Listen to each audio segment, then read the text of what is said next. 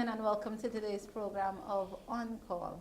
I'm Talissa McClure, and of course in studio with me is none other than our resident doctor, Dr. Maxwell Adeyemi. Dr. Max, how are you today? I'm fine, and you? I am good. All right, well, for today's topic, I want to look at something that, this is one of those topics that we got. Something that is a bit prevalent. You hear lots of, especially, well, it's more women complain about this. So our topic for today is polycystic ovarian syndrome. Doc, it seems to be a little widespread. I don't know if it's just something in Tobago. I don't know if maybe it's the people that I talk to, or, if it's just something that's around. So what is polycystic ovarian syndrome?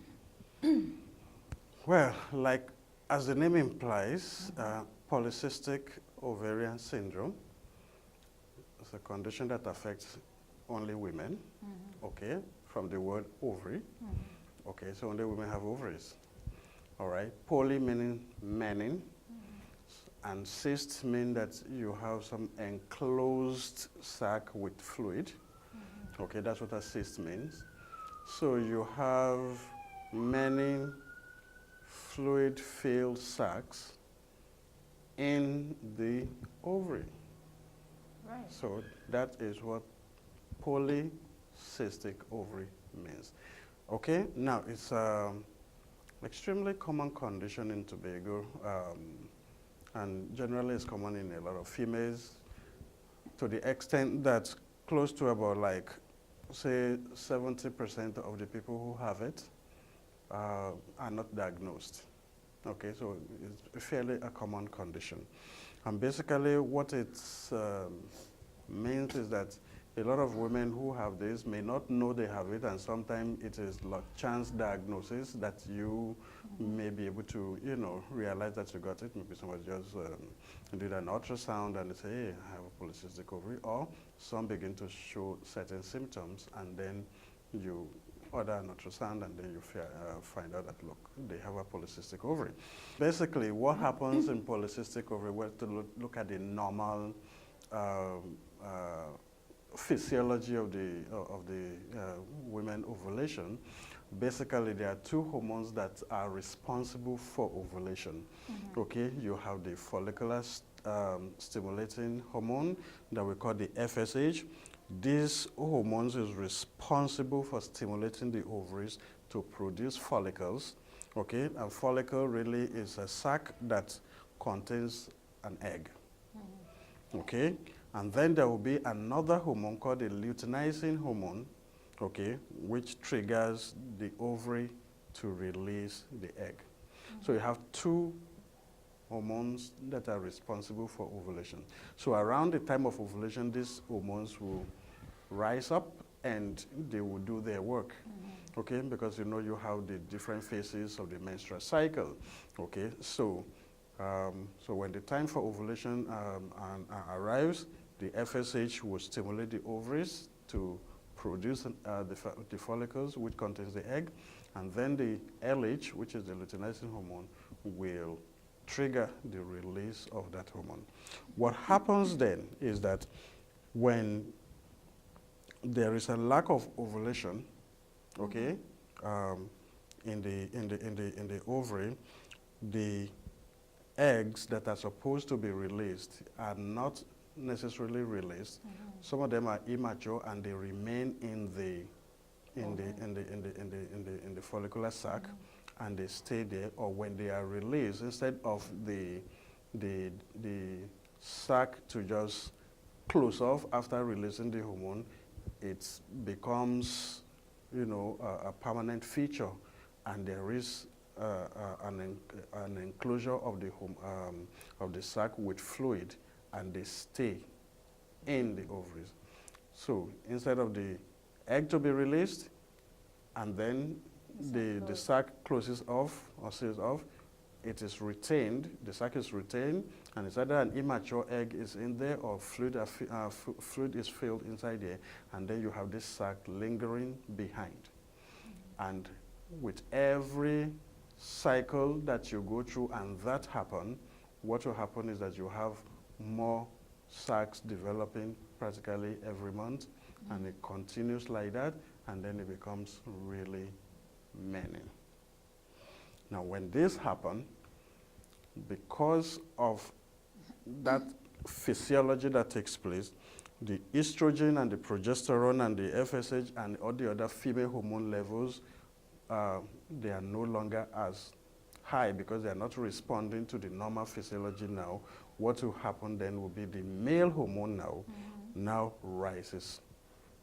And it is the male hormone, especially the androgen, that will now produce the characteristic features and symptoms of polycystic ovary. I see. Is there a cure for polycystic ovary?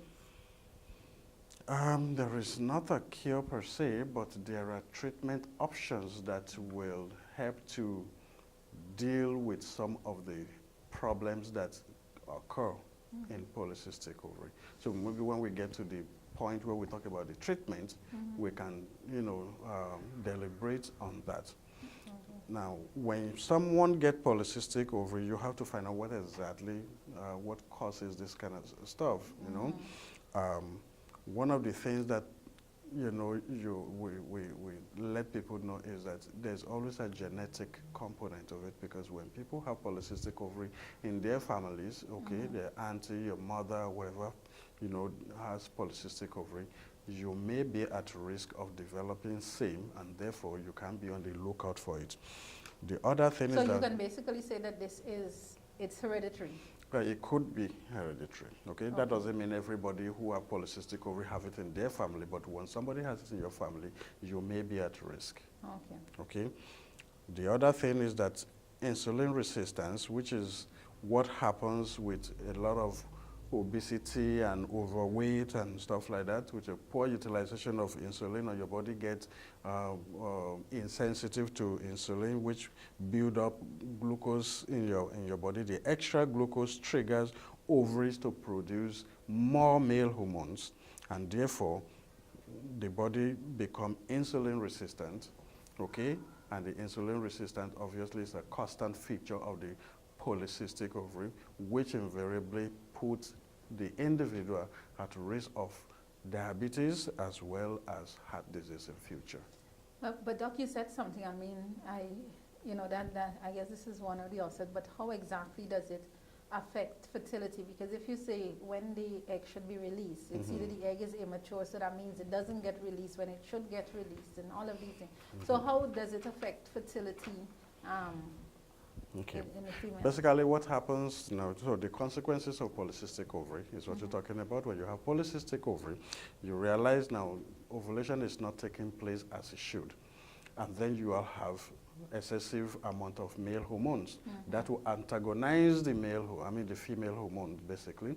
So when you do not have sufficient female hormones that are supposed to be produced, I told you, the estrogen, the progesterone, the FSH, their level goes down, and the level of androgen in the male hormone goes up.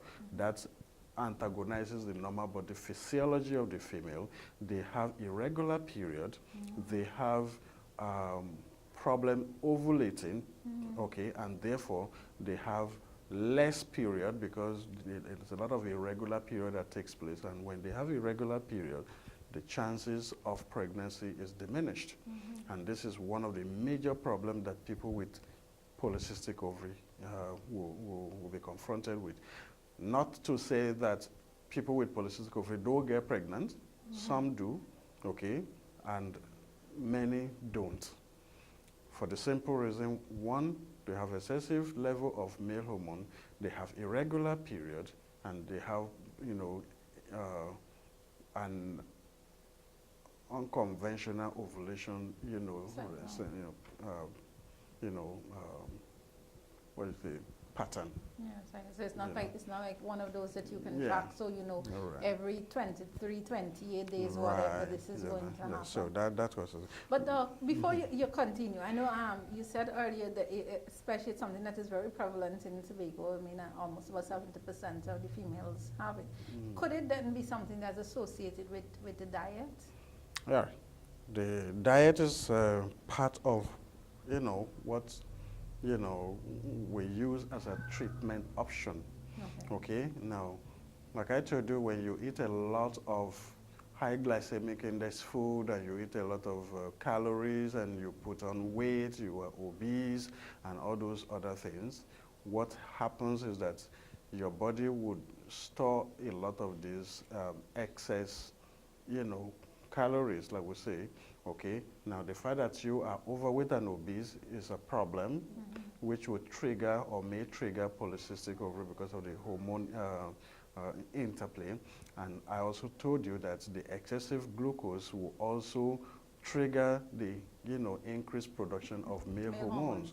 And all that will conspire together to make, polycystic ovary an issue. So diet is an integral part of the management that you will have to adopt, as well as weight loss. Okay, most persons who lose weight, when you lose weight, you basically increase your body's sensitivity to insulin. So the problem of insulin resistance, which is also a contributing factor to polycystic ovary, will be resolved. Insulin resistance. Yes. So does that then make you more susceptible to diabetes? Right. So most persons who have polycystic ovary have insulin resistance, and insulin resistance is a prelude to developing diabetes and other heart-related problems. Right. Okay. So we need to go to a break. Because if I start my next question, we're going to run on and on and on. But what I want to ask you when we come back from the break, I mean, if it is necessary for someone with polycystic ovarian syndrome to lose weight, what I want to know, does the condition affect you in such a way that it causes it to be difficult for one to lose weight? Because I know some of the people that I know with polycystic ovarian syndrome, they are quite big, right? And you often hear them talk of their struggles to lose weight. Not that they don't desire to lose weight, but it is a very difficult thing. I mean, even if they try the quote-unquote diet, I guess without a nutritionist and whatever. So that when we come back from the break, I wanted to talk a little bit about how that can be affected by polycystic ovarian syndrome, losing weight. So viewers, we'll be right back. I'm sure you know someone who might have polycystic ovarian syndrome. So call them, tell them tune into Tobago Inspirational Network right here on TIN. If they don't have cable, you can always look at it on the app or even online at www.tin137.com. We'll be right back after these quick messages.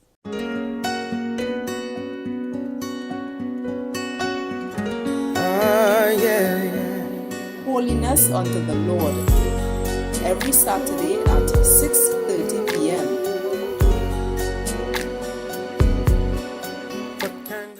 Good evening, viewers, and welcome back to today's program of On Call. Our topic today, polycystic ovarian syndrome. And before we went to the break, we were just looking at exactly what is the condition and how it affects one. So we were just talking about weight loss and polycystic ovarian syndrome. And I know, Doc, we were supposed to continue with some of the characteristics or some of the, what do you call it again? Symptoms yeah. of polycystic ovarian syndrome. So let's look at weight loss first, and then we will come back to that, Doc. How does it affect weight loss? Well, basically, because of all these hormonal interplays, right, obviously that conspired together to create a condition of metabolic syndrome. Okay, so the person has a lot of weight, okay, and they have high cholesterol, they have low, high density lipoprotein, which is the good cholesterol. They have very high levels of low density cholesterol, which is the bad cholesterol, okay, and therefore, because of the increase in the sugar and the glucose that obviously is part of the diet, they have put on weight, and losing the weight becomes an issue.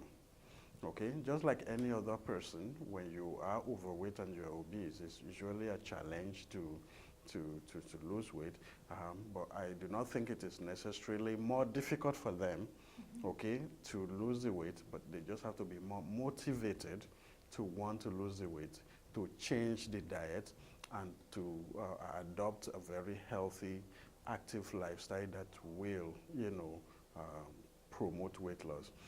If that is not working properly, then we also give them some medication like metformin that helps them to lose weight. It's a medication that is used to treat diabetes, but it encourages weight loss. So when you take that medication, basically, it encourages, peripheral glucose utilization, okay, which makes increased glucose use, which will transform into weight loss. And also, it also increases your sensitivity to insulin and therefore treats the problem of insulin resistance, and also might increase your sensitivity to be able to have ovulation and be able to conceive. So some people that you put on the metformin, you find out after a while they get pregnant. Okay, so that is the problem with the weight issue there. Right. So you said that, many people are not diagnosed. Many people with polycystic ovarian syndrome may not have been, because most times it's only by chance. Maybe you go for one thing and then you check and you realize that something else is going on. So if somebody is not diagnosed, what are some of these signs and symptoms that they may be seeing that should alert them that maybe I need to go get myself checked out? Okay. Most of the problems that women have that actually cause you to think about this thing is the irregular period. Okay, they have heavy periods.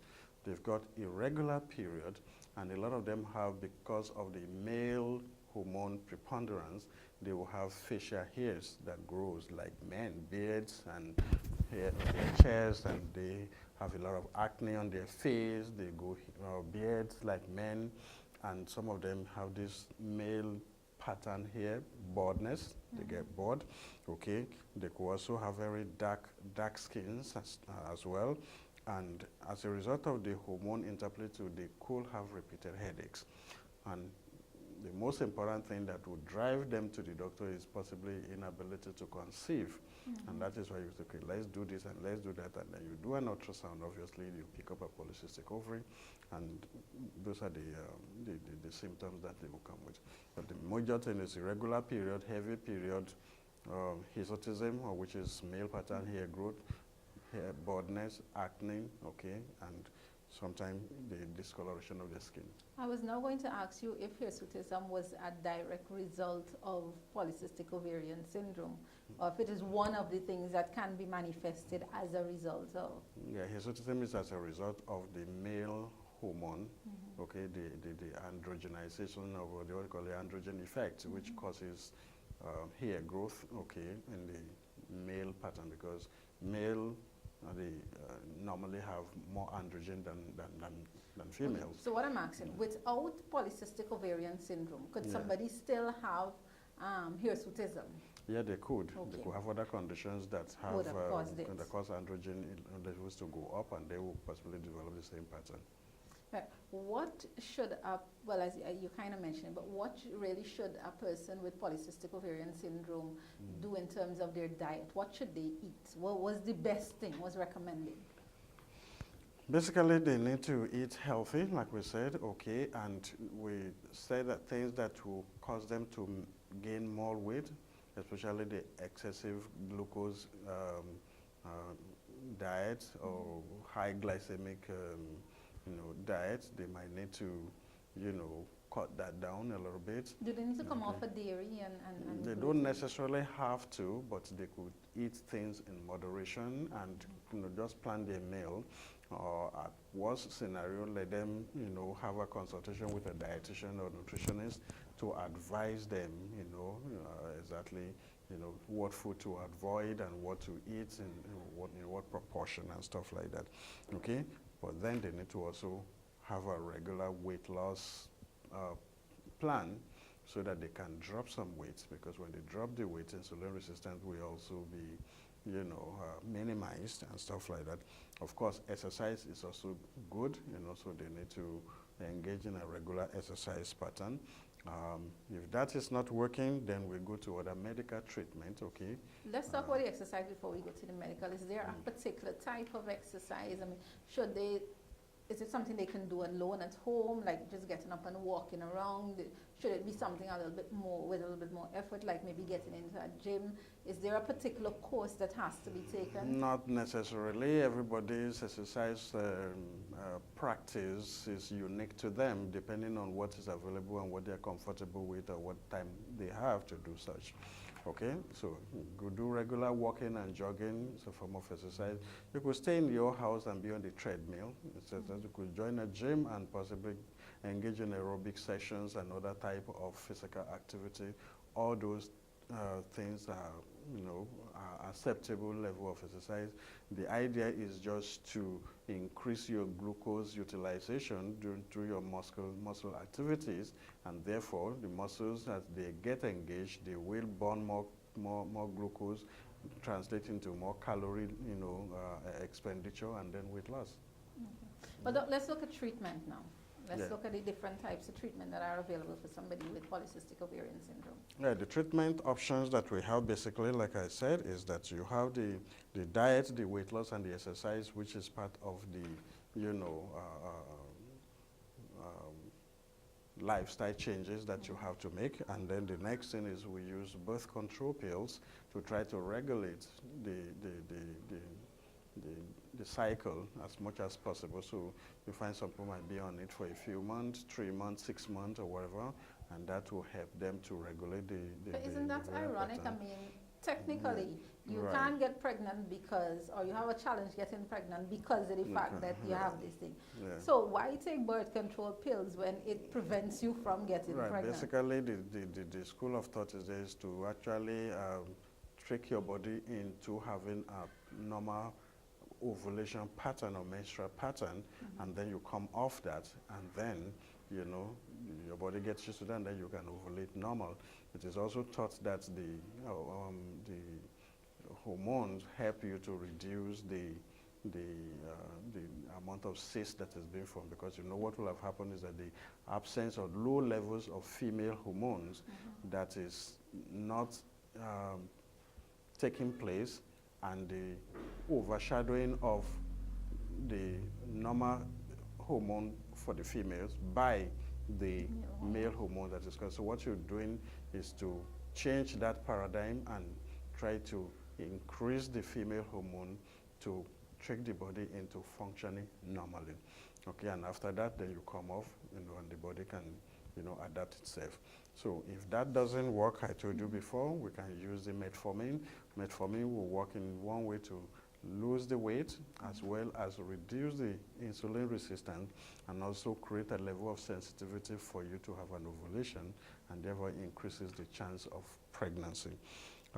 Other things for people who may possibly have problem getting pregnant will be to use fertility drugs like Clomid or Clomiphene, and that helps to stimulate ovulation as well, to increase the chance of pregnancy.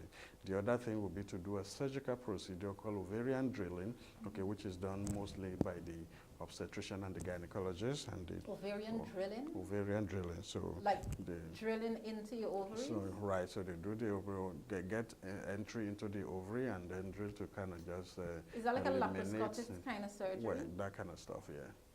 Okay, because that's just the name of the operation. They call it ovarian drilling. Oh, that doesn't because mean like I was legitimately seeing a drill, No, it's just a descriptive terminology to what is done there. So they kind of more or less eliminate some of the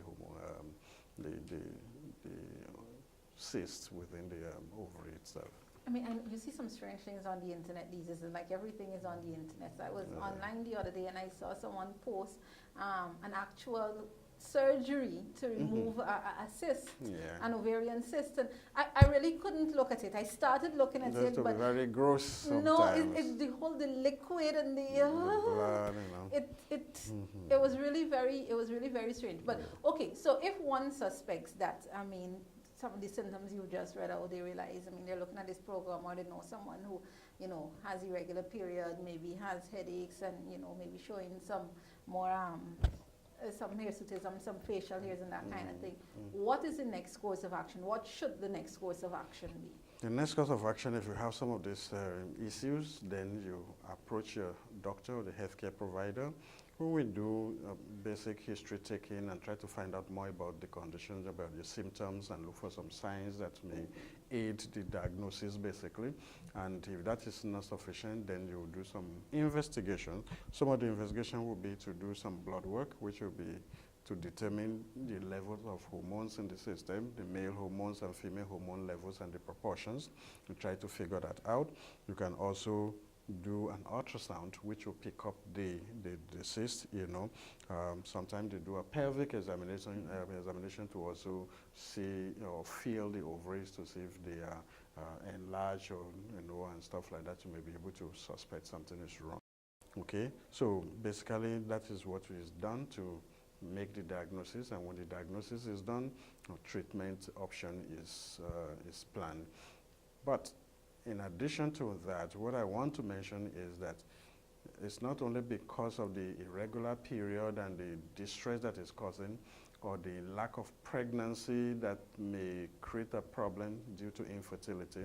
There are other consequences of polycystic ovarian cyst that most of us do not necessarily think about sometimes.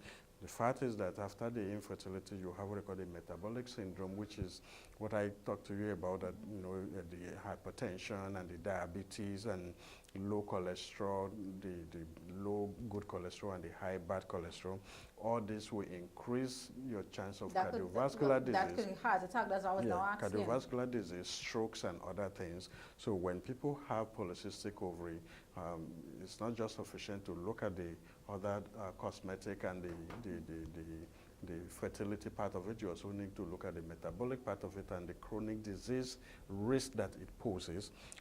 People may end up with sleep apnea because they get obese and overweight. They could end up with sleep apnea, which also increases your risk of cardiovascular problems. You could also have increased risk of endometrial cancer, that is womb cancer. What this does is that, you know, normally when you have your period every month, you will lose the lining of the endometrium of the womb because there's a shedding that takes place. When you don't have normal period on a regular basis, what happens is that that shedding does not take place, and therefore there is a build-up of the endometrial lining, and that thickened endometrial lining increases your risk of cancer of the womb very, very tremendously. Okay. The other thing that may happen is because of the symptoms that you may have, the hair, the acne, and whatever, such persons may be at risk of depression. Yeah. Yeah. But does that therefore mean that since there is no cure, does it mean that you have to, until you reach menopause, continue with this kind of treatment? Or could it just be, we out of time now, but you know, quickly, so that at least we could wrap it up for our viewers. Could it be that maybe with the lifestyle change in terms of what you eat and your exercising and stuff, does that mean you can come off of the medication and have at least, you know, because people think all this time you have to take all this medication, and that in itself can have adverse effects on you. So does it have to continue all the way up until menopause, or can a lifestyle change, you know, help ease you into that period? Yeah, the lifestyle change will change a lot of things. Okay, you lose the weight, you exercise, and you change your diet or whatever. Most of the time, that will ameliorate most of the symptoms that you're having, and then you be on alert and start screening for this thing earlier, like you screen for diabetes, you screen for high blood pressure, you check your cholesterol, you know, as you get older, so that you know that these are the risks that's involved. You subscribe, and whenever any of those crops up, then you adopt the proper treatment that's available for that. So if you're diabetic, you note that you have history of diabetes in your family and you have polycystic ovary, that raises your risk. You start, you know, when you have anything, you start treating. Okay. All right. So, Doc, thank you very much. We really are out of time. I hope you know, this is not too much out of time. So, thank you very much for your time. Is there anything you want to add in 30 seconds, quickly, before we go? Any last word you want to leave with our viewers before we go? No, basically, as I say, if you notice any of these things and you know someone who has it, there's always help instead of them living in frustration and okay, like I told you, there's a significant risk of these people developing depression sometimes. So they can't get help, and you know, instead of suffering in silence, you need to seek help. Thank you so very much for your time, Dr. Max, and viewers, thank you for staying tuned.